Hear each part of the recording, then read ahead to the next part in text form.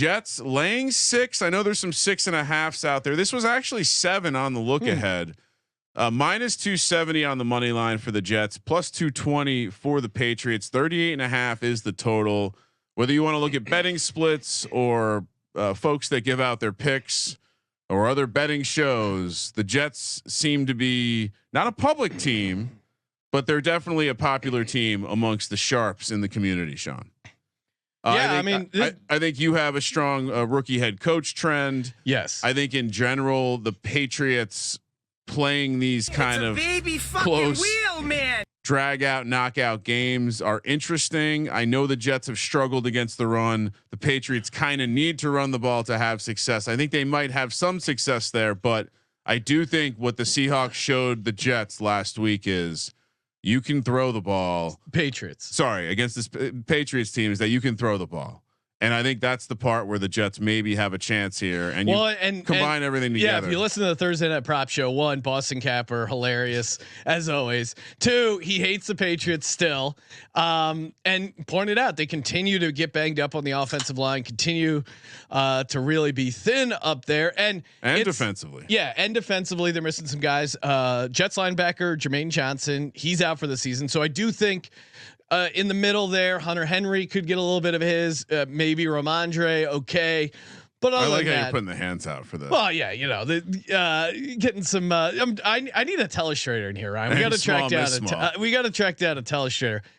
I think there's going to be a small amount of opportunity for the Patriots offense to move the ball a little bit. And the Titans, and we'll get to them, they did outgain their opponent once again. And I know Will Levis had that bad turnover, but also back-to-back games of the Titans getting a punt block. So in some ways, Jets fortunate to get the win, fortunate to get the cover.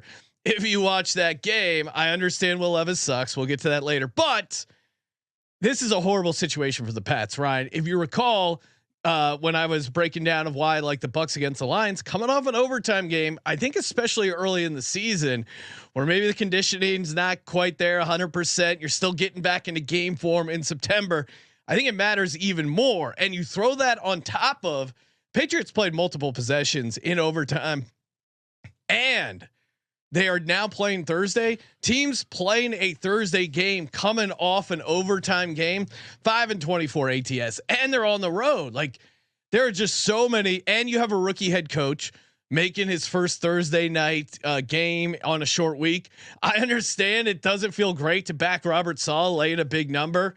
I understand why people might be a little bit worried, but the Jets, you could make a case maybe slightly undervalued because they did play 2 good defenses on the road. And I do think the Titans are a good defense. You look at EPA, you look at yards per play. Again, it's a small sample size, but I think that defense has been keeping them in some games. So I think you're actually getting the Jets here at a decent price. So I don't mind laying the Jets -6 here.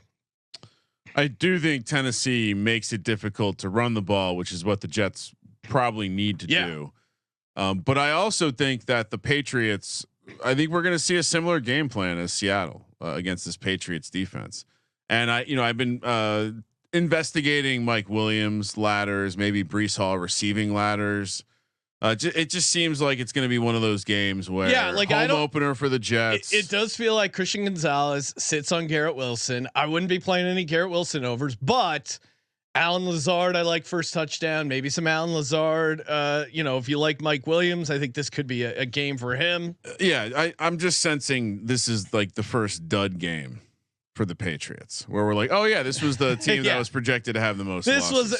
They are who we thought they were, right? Yeah, a little normalization, and to the point of the Jets maybe being a little fortunate. I think that's probably why the look ahead comes down from 7 to 6. So I'm going to lay the points with you. Chalky. And actually in my head, I think, okay, you should be leaning dogs, but you look at it, all the data, like favorites actually are in a better spot, especially home favorites. Having to travel on a short week, like it does impact these guys. 62% of the dollars on the Patriots. So, oh really? Go figure. Oh, public dog. Ryan, you need and you're doing a great job with the graphics, but a dog like scratching his back for public dogs. I would say not quite public dog, but part of the reason I marked threw the knife on where the Jets are, because I do think the the sharp money is going to be on the Jets, and there is a chance the public finds their way to the Patriots because they haven't been that bad, Sean. They haven't been that bad. That's the public, right? Right in that line up before the sports bet. What could I mean? They've only lost. They won a game and then they lost the game by 3, and now they're catching 6 points against the Jets. The Jets aren't that good.